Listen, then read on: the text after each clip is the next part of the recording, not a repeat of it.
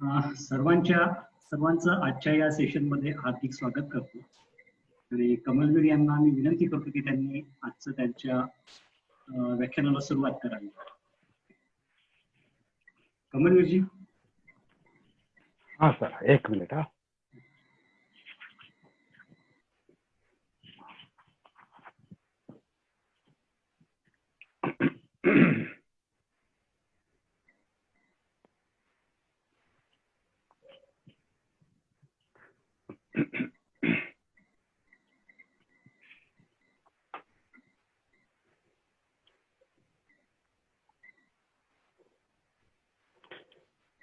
नमो तस् भगवतो अरहतो सम्मा सम्बुद्धस्स. नमो तस् भगवतो अरहतो सम्मा सम्बुद्धस्स. नमो तस् भगवतो अरहतो सम्मा सम्बुद्धस्स. बुद्धं धम्मं संघं नमस्कार. सर्वांना जय भीम.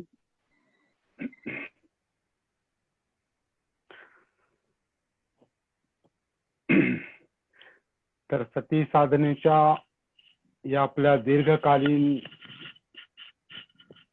सत्राचं दीर्घकालीन कार्यशाळेचं हे चौथं सत्र आहे आणि एक एक पाऊल आपण पुढे टाकत चाललो आहोत. जे लोक नियमित आहेत त्यांना याचा अनुभव येत असेल अशी मी अपेक्षा करतो, परंतु ही गोष्ट आपल्याला कबूल करायला पाहिजे. काही प्रॅक्टिकल गोष्ट असल्यामुळे काही लोकांच्या काही गोष्टी लक्षात आल्या नसतील, त्या हळूहळू लक्षात येतील. त्यांनी जर प्रयत्न केला तर हळूहळू त्या गोष्टी लक्षात येतील.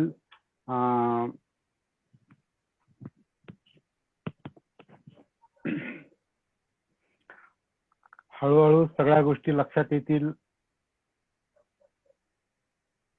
याची मी प्रयत्न करणाऱ्यांना ग्वाही देतो. त्याचं कारण असं आहे की जो प्रयत्न करील, समजून घेण्याचा प्रयत्न करील, त्याच्या हे लक्षात येणारच आहे. परंतु त्याला 2-3 निकष आहेत. पहिली गोष्ट की आपली या सत्रांमध्ये नियमित उपस्थिती आवश्यक आहे, वेळेत उपस्थिती आवश्यक आहे.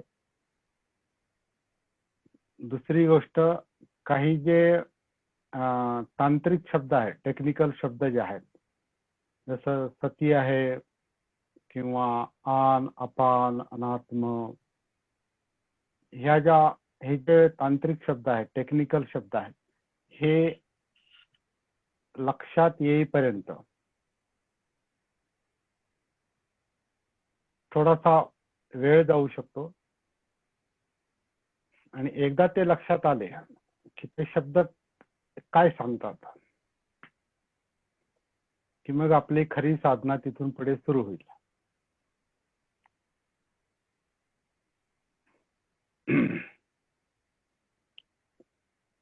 एक प्रश्न आलेला आहे आणि त्या प्रश्नामुळेच मला हे सांगण्याची थोडीशी आवश्यकता वाटली. तो प्रश्न असा आहे, संदीप सदाफुले जे आपले नियमित साधक आहेत त्यांनी असं म्हटलेलं आहे की not able to get experience of anapanasati since not able to connect with the method properly. आणि पुढे ते म्हणतात लेट अस होप टुडे. आणि त्यांना असं म्हणायचंय की आनापानसतीचा अजून अनुभव येत नाही आणि जी मेथड तुम्ही सांगता त्याच्याशी अजून कनेक्ट होऊ शकलो नाही, तर आशा आहे की आज होईल, असं त्यांनी एक मेसेज पाठवलेला आहे व्हॉट्सअपवर आणि त्याला धरूनच मी आजची सुरुवात करणार आहे. आणि हा अनेकांचा प्रश्न असेल की अजून आनापानसतीचा अनुभव येत नाही आणि जी काही पद्धत सांगितली जाते त्याच्याशी अजून कनेक्ट झालेलं नाही, असं काही लोकांचा अनुभव असू शकतो. त्याचं कारण असं आहे की ही पद्धत, पहिली गोष्ट ही पद्धत नाही, हे आधी लक्षात घ्या. पद्धत नाही, पद्धत म्हणजे काय, असंच करा, असं करा, त्याला पद्धत म्हणता येईल, सिस्टम म्हणता येईल, मेथड म्हणता येईल, आणि त्याच्यामध्ये बरंचसं लॉजिक पण असतं. एक ही पद्धत नाही. ही काय आहे, जे काही नैसर्गिकपणे चालू आहे आपल्या मानसिक स्तरावर, कायिक स्तरावर आणि अर्थातच वाचिक स्तरावर, जे काही चालू आहे, जे काही घडत आहे, त्या घडण्याच्या प्रोसेसमध्ये, त्या प्रक्रियेमध्ये आपली सती, आपली जागृती, आपलं भान उतरतं. हे लक्षात घेऊया आपण. श्वासाची आपण असा प्रतिप्रश्न निर्माण करू, श्वासाची कोणती मेथड आहे का, तसा घेतला पाहिजे का, अशी काही मेथड आहे काय, तर नाही. श्वासाची कुठली मेथड नाही, कुठली पद्धत नाही. प्रत्येक जण श्वास, प्रत्येकाचं शरीर श्वास घेतं सोडतं, हे जरी खरं असलं तरी त्याला एक एक प्रोसेस आहे, एक फिजिकल सिस्टम असेल, पण ती नैसर्गिक सिस्टम आहे. ती अशी मेथड नाही का हा श्वास असा आला पाहिजे, तसा आला पाहिजे, तसा गेला पाहिजे, तसा, असं नाही. ते श्वास जसा आहे तसा आहे. कसा आहे श्वासाचं, म्हणजे काय चाललंय. आन म्हणजे जेव्हा शरीर आपलं श्वास आत घेतं तेव्हा त्याचं काय चालतं, काय घडतं. अपान म्हणजे जेव्हा आपलं शरीर श्वास बाहेर सोडतं तेव्हा काय घडतं, काय चाललेलं आहे, याचं भान, याची जागृती, याची सती म्हणजे अनापान सती, आन सती, अपान सती, किंवा काया आन सती, काया अपान सती. आपली काया, आपलं शरीर हे नैसर्गिकपणे श्वास आत घेत आहे, नैसर्गिकपणे श्वास बाहेर सोडत आहे. ही एक फिजिकल सिस्टम आहे, शारीरिक क्रिया आहे, किंवा त्याच्यात मानसिक क्रिया सुद्धा आहे. पण हे सगळं नैसर्गिक चाललंय. ह्याच्यामध्ये आपण मेथड किंवा एक पद्धती शोधू नये की श्वास असा घ्यायचा आणि तसा घ्यायचा आणि मग तो पाहायचा. नाही. यथाभूत ज्ञान दर्शन असा एक बुद्धांच्या शिकवणीतला एक महत्वाचा शब्द आहे. हे शब्द देखील आता आपण एक एक करून आता माहिती करून घ्यायचे, कारण याचा आपल्याला वारंवार उपयोग होणार आहे. यथाभूत ज्ञान दर्शन म्हणजे जसं होत आहे, जसं घडत आहे ते पाहणं. आता इथं श्वासाच्या पातळीवर, आनापानच्या पातळीवर काय घडतंय, काय होतंय, आपलं शरीर कसं आन करतं, कसं अपान करतं, या प्रवाहाशी, अनापानच्या प्रवाहाशी आपण एकरूप होण्याचा प्रयत्न करतो. त्याला आपण अनापान सती म्हणतो, किंवा आणखीन जसं आपण 2-3 याच्यामध्ये पाहिलेलं आहे सत्रांमध्ये, काया आन, काया अपान.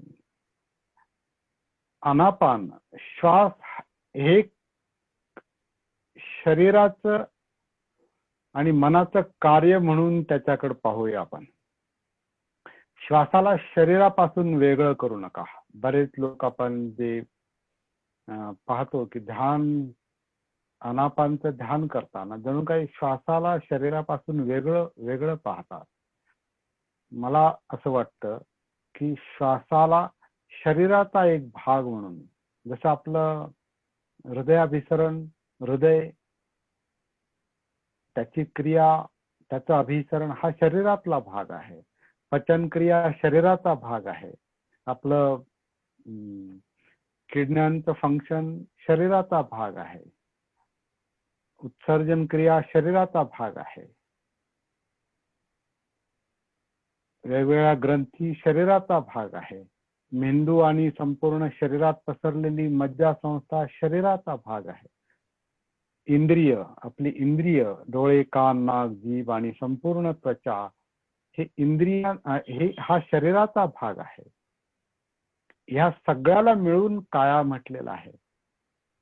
या कायेतला एक भाग, एक क्रिया आनापान आहे. म्हणून मी असं म्हणेल की याच्यामध्ये कुठली मेथड किंवा पद्धती शोधण्यापेक्षा याला शरीराचा एक भाग म्हणून, हिस्सा म्हणून त्याची आपल्याला सती ठेवायची आहे, जाणीव ठेवायची आहे, जागृती ठेवायची आहे, त्याचं भान ठेवायचं आहे. इथं आपण श्वासाचं काही करत नाही. श्वासाची काही करायची गरज नाही. श्वासाचं जर आपण काही करायला गेलो, त्याला मॅनिप्युलेट करायला गेलो, मी असा घेईल श्वास, तसा घेईल, इथं पाहिल, तिथं पाहिल, मोठा घेईल, छोटा घेईल, कुंभक करील, रेचक करील, हे जे प्राणायामामध्ये चालतं, तर ते एक ध्यान आहे किंवा एक व्यायाम आहे. इथं सती म्हणजे काही आपण करत नाही. सती म्हणजे जसं आहे तसं आपण पाहतो. हे आधी आपण व्यवस्थित लक्षात घेऊया काय करायचं आहे. आणि मला वाटतं ही मेंटल स्टेट, ही मानसिकता जिथं आपण मी काही करत नाही, मी आनापान करत नाही किंवा मी कायेनं आनापान करत नाही, मी शरीरानं श्वास घेईल सोडील असं नाही, इथं मी नाही, आत्मभाव नाही, याला आपण अनात्म असं म्हणतो सोयीसाठी आपल्याला. आणि हा अनात्म, हा मी विरहित जी श्वासाची प्रक्रिया आहे, म्हणजे नैसर्गिक श्वासाची जी प्रक्रिया आहे, म्हणजे काया जे आनापान करते ही जी प्रक्रिया आहे, ही एक प्रकारे आपण ऑब्जेक्टिव्हली पाहतो. एक जणू काही जसं एखादी बाहेरची वस्तू आपण पाहतो, तसं आपण आतला श्वास, हा नैसर्गिक श्वास आपण जसा आहे तसा पाहतो. इथं आपण काही करत नाही. आणि ही जागृतीची एक प्रक्रिया आहे, प्रोसेस आहे. जेव्हा आपण एखाद्या गोष्टी, संशोधक काय करतात, एखाद्या गोष्टीचं संशोधन करतात, पाहतात, म्हणजे काय करतात, तर ते फक्त पाहतात. जसं आता न्यूटननं गुरुत्वाकर्षणाचा शोध लावला, सफरचंद खाली पडते झाडावरून, तो एकदा पाहतो, दोनदा पाहतो, तीनदा पाहतो, तर तो फक्त पाहतोय आणि निरीक्षण करतोय की हे फळ वरून खाली पडतं. तर त्याला प्रश्न पडतो का हे खाली का पडतं, खालीच का पडतं, ते तुटल्यानंतर तिथंच का थांबत नाही किंवा इकडं तिकडं का पडत नाही, खालीच का पडतं. तर काहीतरी अशी गोष्ट आहे का जी त्याला खाली खेचते. तिथून गुरुत्वाकर्षणाचा त्याला शोध लागला की पृथ्वी जी आहे, ही पृथ्वी प्रत्येक जड वस्तू ही खेचून घेते. म्हणून कुठलीही गोष्ट वरून निघाली की ती जमिनीवरून आदळते. त्याला काय म्हणतात, ग्रॅव्हिटेशनल पुल, याला गुरुत्वाकर्षणाचा मग नियम त्यातून निर्माण झाला. तर इथं न्यूटननं काय केलं, सफरचंद पाहताना फक्त पाहिलेलं आहे ते, आणि ते पाहता पाहता त्याला ती प्रक्रिया पाहता पाहता त्याला ते सुचलं की काहीतरी असं आहे की ते त्या सफरचंदाला खाली ओढतं, काहीतरी आकर्षण आहे ते आहे गुरुत्वाकर्षण. गुरुत्वाकर्षणाचा अशा प्रकारे त्याला शोध लागला. इथं देखील आपण पहिल्या दिवसापासून असं म्हणतोय की आपल्याला संशोधनाचं काम करायचंय. संशोधनाचं काम करायचंय म्हणजे काय, आपल्याला आपला शोध घ्यायचा आहे. आणि आपला शोध का घ्यायचा आहे, कारण आपण स्वतःसाठी अनभिज्ञ आहोत, अपरिचित आहोत. आणि अपरिचित आहोत म्हणून आपल्याला आपल्या जीवनातलं जे दुःखासारखे प्रश्न आहेत हे प्रश्न आपले सुटत नाही. आपल्याला चिंता निर्माण होतात, चिंतेतून मुक्त होता येत नाही. आपल्यामध्ये डिप्रेशन येतं, आपण खचून जातो, आपल्याला त्याच्यातून बाहेर पडता येत नाही. आपल्याला भीती वाटते, त्याच्यातून बाहेर पडता येत नाही. आपल्यामध्ये अनेक इच्छा, आकांक्षा, तृष्णा, लोभ असतो जो आपल्याला त्रस्त करतो, त्याच्यातून आपल्याला बाहेर पडता येत नाही. आपल्याला राग येतो, आपलं मन अशांत होतं, आपण शिवीगाळ करतो, मारहाण करतो, प्रसंगी एखाद्याला मारून देखील टाकू शकतो. तर हे सगळे जे काही या सगळ्या ज्या काही इमोशन्स आहेत, हे जे चित्त आहे ज्याच्यामध्ये हे सगळं चाललेलं आहे, हे काय आहे, हे असं का होतं, हे असं का घडतं, म्हणजे मला राग का येतो, मला भीती का वाटते, कामछंद का निर्माण होतो, द्वेष का निर्माण होतो, आक्रमकता का निर्माण होते, माझं मन स्थिर का राहत नाही, मला शांत झोप का येत नाही. हे सगळ्या गोष्टींची उत्तर आपल्याला सापडत नाहीत. त्याचं कारण म्हणजे सामान्य माणसाला सापडत नाही. त्याचं कारण आपण आपल्याशी कनेक्टेड नाही. आपण आपल्याला ओळखत नाही. आपल्याला आपला स्वतःचा परिचय नाही. कारण आपल्याला आपलं स्वतःचं भान नाही, आपली जागृती नाही, आपली सती नाही. आणि म्हणून बुद्धांनी महत्वाची गोष्ट सांगितलेली आहे की स्वतःला जाणा, स्वतःला ओळखा, विशेषतः मनाला ओळखा, चित्ताला ओळखा, ज्याचं आपल्यावर अधिपत्य आहे, ज्याच्यावर जीवन आपलं सक्रिय असतं.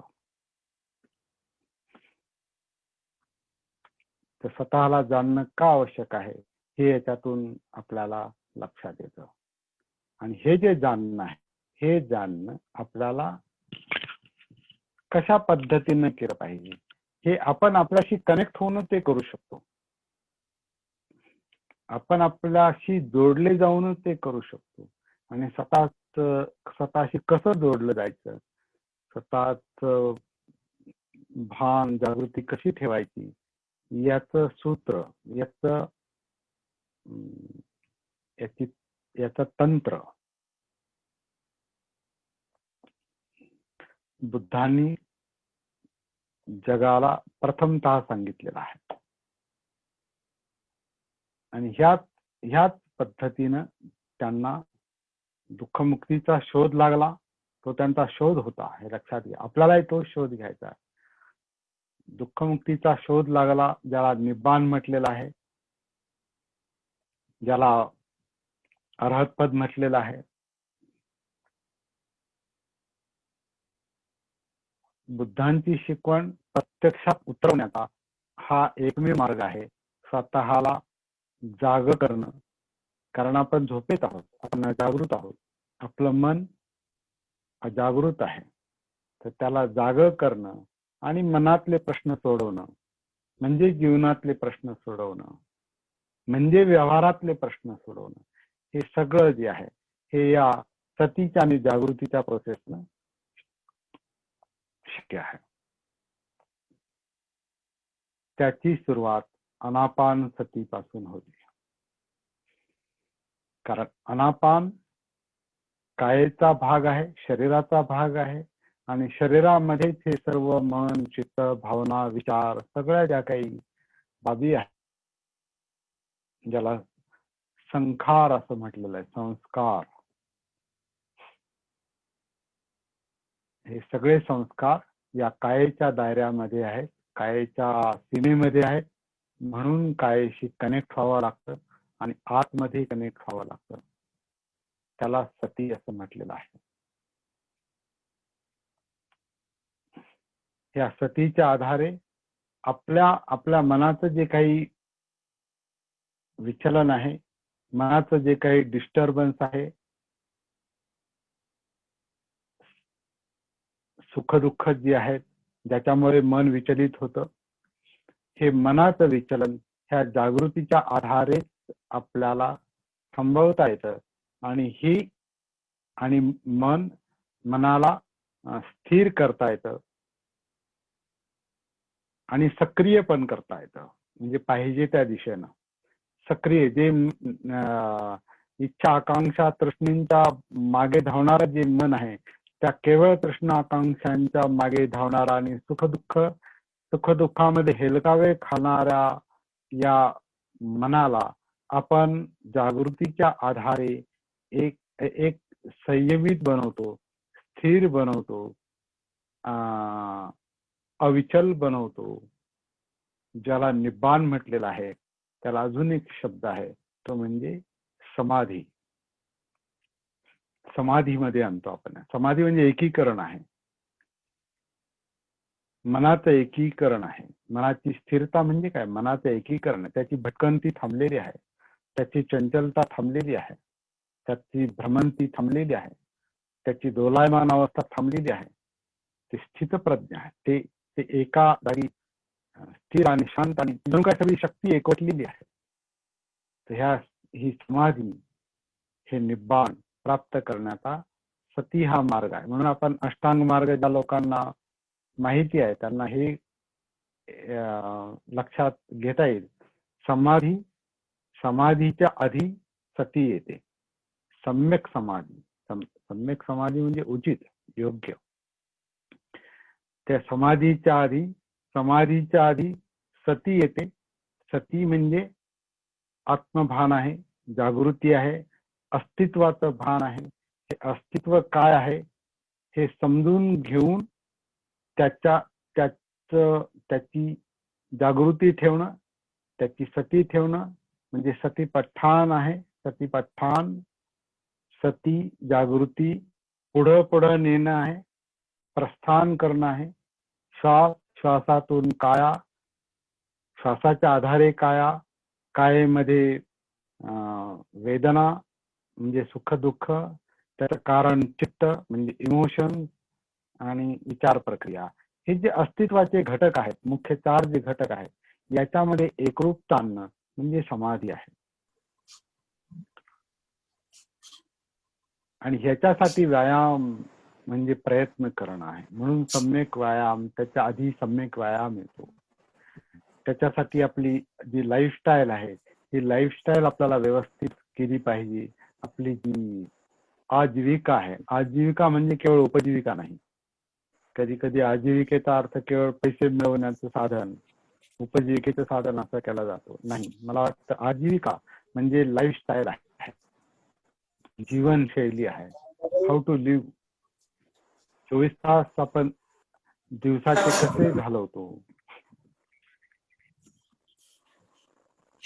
ती आजीविका आहे. ह्याच्यासाठी आपली जी कायिक कृती आहेत, कर्मांग, त्या आपल्याला व्यवस्थित कराव्या लागतात. वाचिक कृती आपल्याला व्यवस्थित करावी लागते, सम्यक करावी लागते. आणि हे सर्व करण्याचा जो संकल्प करतो, आपण ठरवतो, त्याला सम्यक संकल्प म्हणतात. आणि या सगळ्या गोष्टी समजणं म्हणजे सम्यक दृष्टी आहे. तर अशा पद्धतीने आपण ह्या सतीचं आणि जागृतीचं जे महत्व आहे हे लक्षात घेऊ शकतो.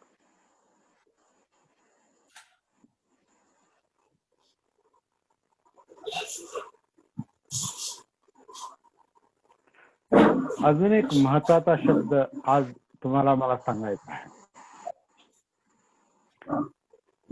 तो आहे अपमाद. अपमाद म्हणजे सतीचा आहे, जागृती आहे. अपमाद म्हणजे अप्रमाद. प्रमाद म्हणजे गाफील अवस्था, अजागृत अवस्था, गाफील अवस्था. आपलं मन आपण पुन्हा पुन्हा पाहतो, मानसशास्त्रातही ते सांगितलं जातं. आपण पुन्हा पुन्हा पाहतो की आपलं मन ही 80-90% प्रमादात आहे, म्हणजे अजागृत आहे.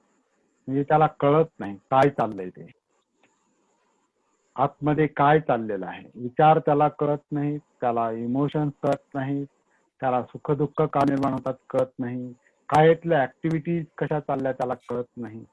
कारण मन चित्त हे अप्रमादामध्ये आहे. आणि एक गाथा आहे धम्मपदातली, अपमाद वगोतली एक गाथा आहे, फार महत्वाची गाथा आहे. अपमादो अमतपदं पमादो मच्छुनो पदं अपमत्ता न मियंती ये पमत्ता यथा मता. जे अप्रमादात आहेत, जे जागृत आहेत, ते जणू काही अमर आहेत. त्यांना त्यांना त्यांना मृत्यूचं भय नाही, जणू काही ते अमर आहेत. अमर म्हणजे प्रत्यक्ष शरीराचा मृत्यू असा नाही, तर अमर म्हणजे जागृत अवस्था, परिपूर्ण जागृत अवस्था. जसं सम्यक संबुद्ध, परिपूर्ण जागृत अवस्था. तर ती परिपूर्ण जागृत अवस्था जी आहे, परिपूर्ण जागृत अवस्था जी आहे त्याला अपमाद असं म्हटलेलं आहे. तर जे अपमाद असतात ते जणू काही अमृत, त्यांना अमृत पद मिळालेलं असतं, अमर पद मिळालेलं असतं. आणि जे गाफील असतात ते मृत्यूसारखेच असतात, ते मेल्यासारखेच असतात. पमादो मच्छुनो पदं, त्यांची अवस्था जणू काय मृतवत असते. अपमत्ता न मियंती, जे जागृत असतात ते मरत नाहीत, आणि जे अजागृत असतात ते मेल्यासारखेच असतात. ये पमत्ता यथा मता. तर जागृती जी आहे ही जिवंतपणाची एक जणू काही साक्ष आहे, असं ही गाथा सांगते. तर ही जी जागृती आहे त्यालाच आपण सती असं म्हणतो.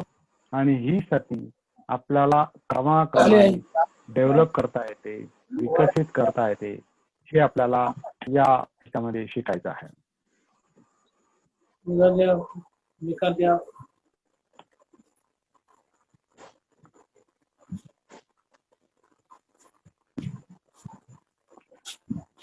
तर अनापानकडे येऊया.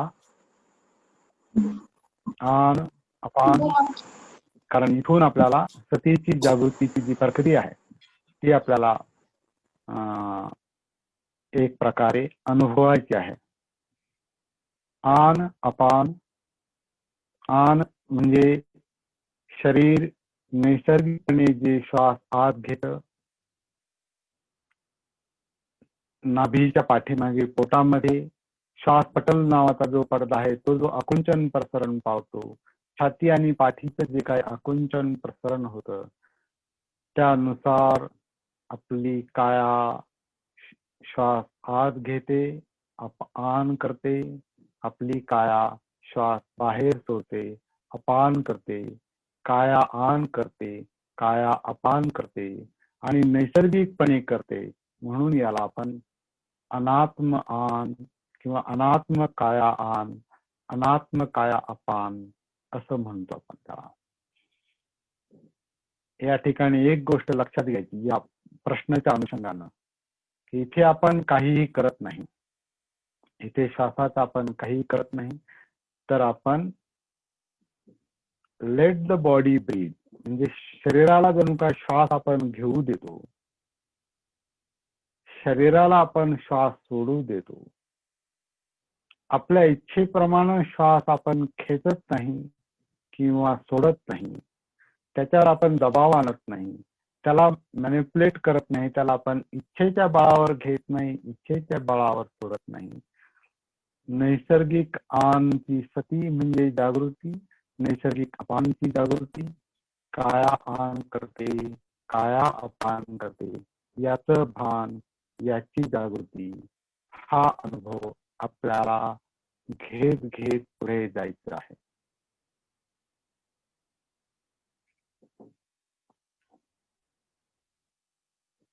या संबंधी आपल्याला काही जर प्रश्न असतील ना तर आपण एक व्हॉट्सअपवर पाठवू शकता, फोनवर विचारू शकता, किंवा या सत्राच्या शेवटी जर थोडासा आपल्याला वेळ असेल तर आपण त्याच्यावर थोडी चर्चा करू शकतो.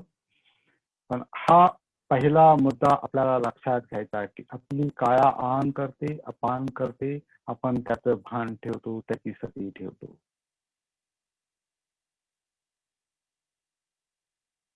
आणि या ठिकाणी आपण एक जागृतीचा अनुभव पण घेतो, सतीचा अनुभव पण घेतो.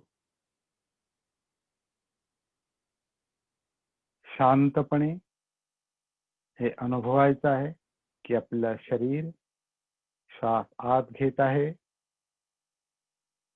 आपलं शरीर श्वास बाहेर सोडत आहे.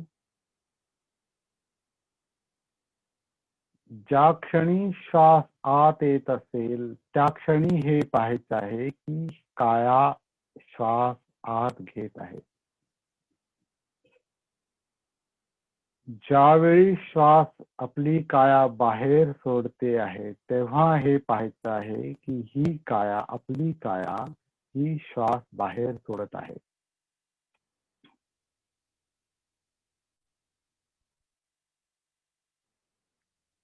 श्वासाच्या अनापानच्या या प्रवाहाबरोबर जेव्हा आपण नैसर्गिकपणे राहतो तेव्हा आपलं मन हळूहळू स्थिर होतं, शांत होतं. याचा देखील आपल्याला अनुभव घ्यायचा आहे, त्याच्याविषयी आपल्याला जागृत राहायचं आहे. श्वासाच्या प्रवाहाबरोबर राहता राहता आपलं मन कसं स्थिर आणि शांत होतंय, आपली काया कशी शांत होते, आपल्या कायेतील जाणीवा कशा शांत होतात, फिलिंग कशा शांत होतात, आपली मनाची जी अस्वस्थता आहे, अस्थिरता आहे, ती कशी कमी कमी होत जाते, हे आपल्याला या क्षणी अनुभवायचं आहे, इथे आता.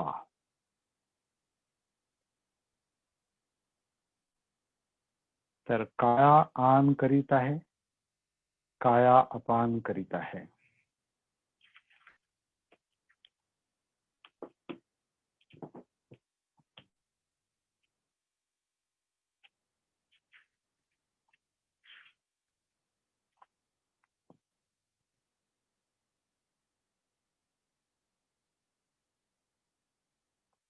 ज्यावेळी आपली काया आन करताना म्हणजे श्वास आत येताना जर श्वास दीर्घ असेल, मोठा असेल, तर पाहायचं आहे, अनुभवायचं आहे की श्वास दीर्घ आहे.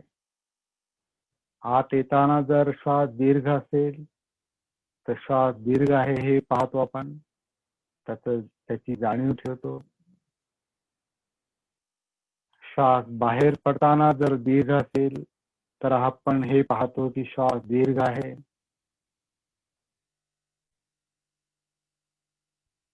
आपली काया श्वास आत घेताना जर श्वास छोटा असेल, ह्रस्व असेल, तर आपण केवळ पाहतो की श्वास ह्रस्व आहे, छोटा आहे.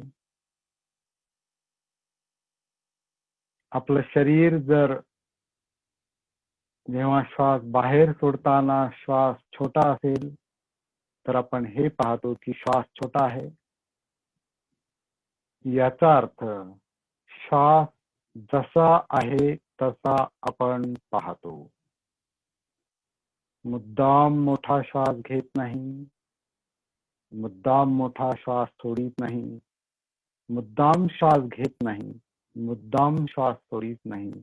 नैसर्गिक श्वास, आपलं शरीर जसा श्वास आत घेत बाहेर सोडतं, पोटाच्या आतमध्ये श्वासपटल जो श्वास आत घेतो बाहेर सोडतो, त्या हालचाली बरोबर छाती आणि पाठीच्या आणि पोटाच्या हालचाली बरोबर जो आनापान चालतो, जो श्वासोच्छ्वास चालतो, तो आपण जागृतीपूर्वक, सतीपूर्वक पाहण्याचा प्रयत्न करतो.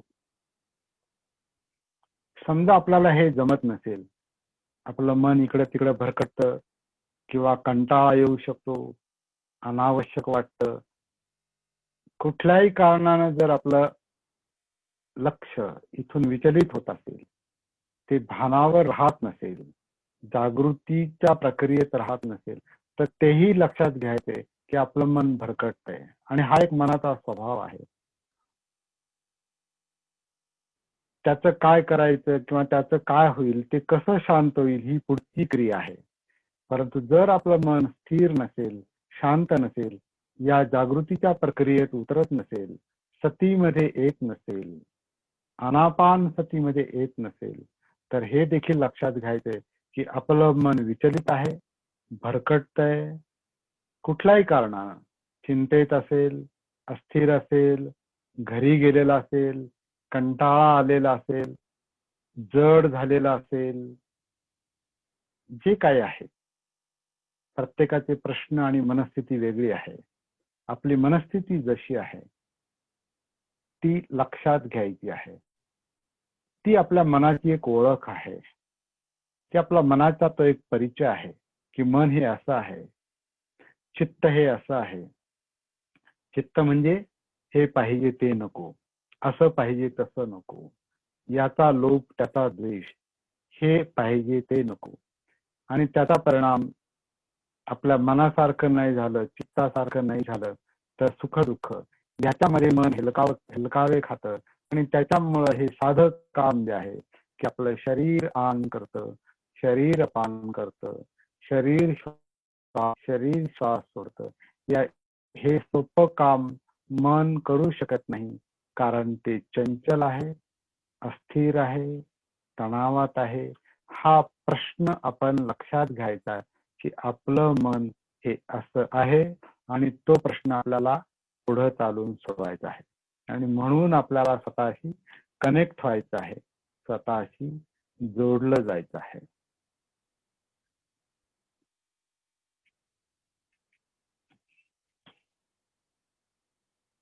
जेव्हा आपण या श्वासाच्या आधारे स्वतःशी जोडले जातो, तेव्हा आपल्याला एक प्रकारे आपली काया, आपलं शरीर जाणवतं. शरीराचा बोध होतो की ही काया आनापान करते, ही काया पोटाने, छातीने, पाठीने याच्या आधारे आनापान करते. श्वास आत येतो, श्वास बाहेर जातो. या हालचालीच्या निमित्तानं आपण कायाशी कनेक्ट होतो आणि कायाची आपल्याला जाणीव होते. आणि शरीरावरचा, कायेवरचा जो ताण आहे हा थोडासा कमी होतो. काया प्रशांत होते किंवा शमत होते असं म्हणतात, शांत होते. हा अनुभव जर येत असेल तर ठीक आहे, नाही तर श्वासाची प्रक्रिया पहा, ती अनुभवा. शांतपणे, स्थिरपणे ही गोष्ट आपल्याला आत्ता या क्षणी करायची आहे, याच्यानंतरही त्याचा सराव करायचा आहे. श्वासाच्या आधारे कायेमध्ये उतरायचं आहे आणि ही काया जिवंत आहे, याच्यामध्ये जाणीव आहे, सुखदुःख आहेत, जे जे काही आहे ते आपल्याला जाणवायचा प्रयत्न करायचा आहे. त्याच्यामुळे जरी मन विचलित होत असेल तरी आपण ते लक्षात घ्यायचं आहे की हा मनाचा स्वभाव आहे, त्याचा परिणाम आपल्या शरीरावर होत आहे किंवा जाणीवांवर होत आहे, त्याच्यामुळे सुख दुःख आहेत.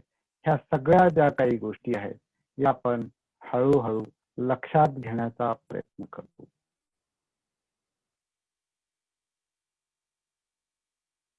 जाणवण्याचा प्रयत्न करतो.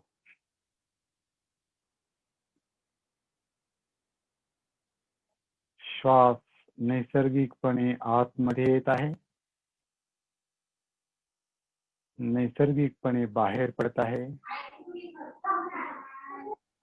आपलं शरीर, आपली काया नैसर्गिकपणे श्वास आत घेत आहे, नैसर्गिकपणे श्वास बाहेर सोडित आहे. हा सराव आपल्याला करायचा आहे आणि जोपर्यंत आपला हेतू साध्य होत नाही तोपर्यंत तो करत राहायचा आहे.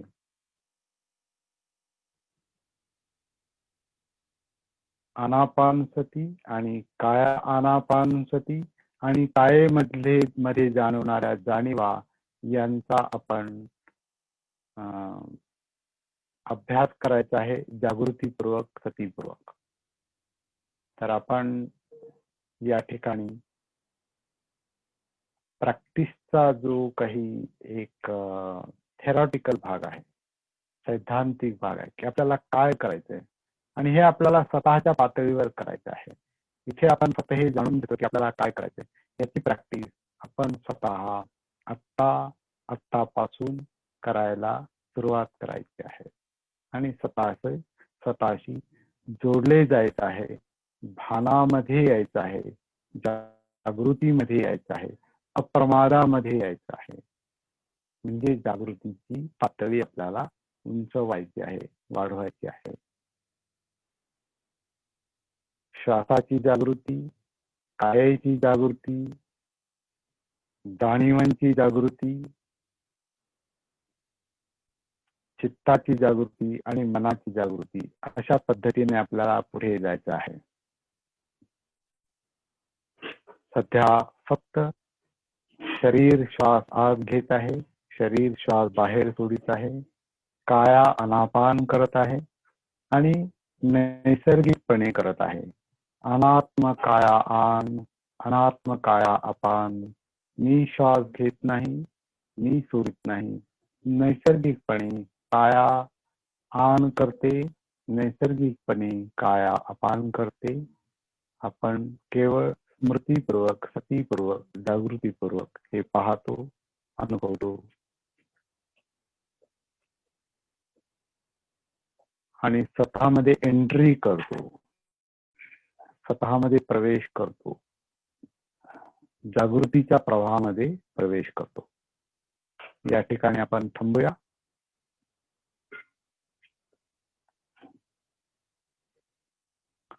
हा सराव आपल्याला पुढे कंटिन्यू करायचा आहे, चालू ठेवायचा आहे, जोपर्यंत आपल्या जीवनाचा प्रश्न सुटत नाही तोपर्यंत हे काम करत राहायचं आहे. आणखीन पुढे बरंच काम आहे, पण ही सुरुवात आहे.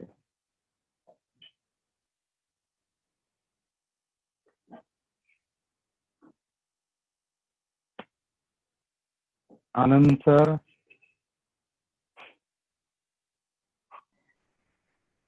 सर थांबायचं आपण आज? थांबवू शकतो. तुम्ही सांगा. 10 मिनिट कमी आहेत. असं वाटत असेल की एखादा प्रश्न आहे कोणाचा तर आपण घेऊ शकतो, नसेल तर आपण थांबू शकतो. नाही, प्रश्नांसाठी आपण शेवटचं सेशन ठेवले सर. ओके. प्रश्न तोपर्यंत पेंडिंग प्रश्न राहू नये म्हणून तुम्ही मला व्हॉट्सअपवर प्रश्न टाकू शकता किंवा फोनवर प्रश्न विचारू शकता आणि त्याच्यावर मी या ठिकाणी प्रश्न चर्चा करू शकतो. जसं आज एका प्रश्नावर आपण चर्चा करून सुरुवात केली की मला आनापानसतीचा अनुभव अजून मिळालेला नाही आणि पद्धत लक्षात आली नाही.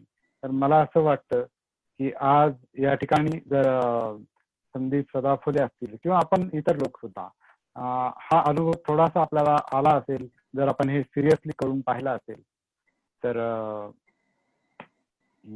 आजचा हा प्रश्नाचं उत्तर या ठिकाणी मिळालेलं आहे असं आपल्याला म्हणता येईल.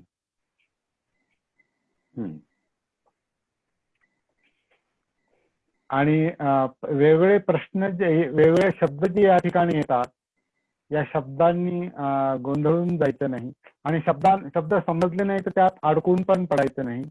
शब्द काय सांगतात? आन म्हणजे श्वास, आत येणारा श्वास, आपली काया श्वास आत घेते त्याला आन म्हणतात. अपान म्हणजे श्वास बाहेर सोडतं शरीर, त्याला अपान म्हणतात.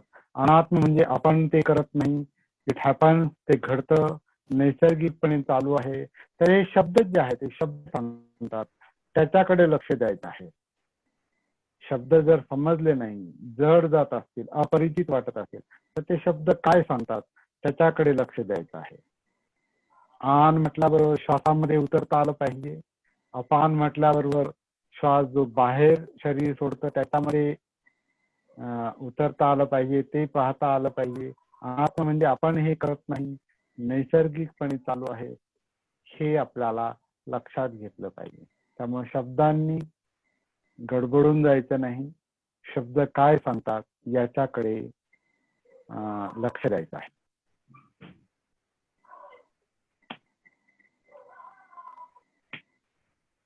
तर थांबूयात का आज आपण? तुम्ही बघा ना, म्हणजे थांबायचं का आता? म्हणजे आपलं सांगून झालंय का सगळं आजच्या दिवसाचं? माझं झालंय, माझ्या बाजूनी संपलेलं आहे. Okay okay okay okay. मग आपण थांबूया आज सगळे आणि पुन्हा आपण सोमवारी भेटूया. कमलवीर यांचं पुण्यानं बोलत. Okay okay. प्रत्येक वेळेला अजून स्पष्टतेकडे येऊन जातात.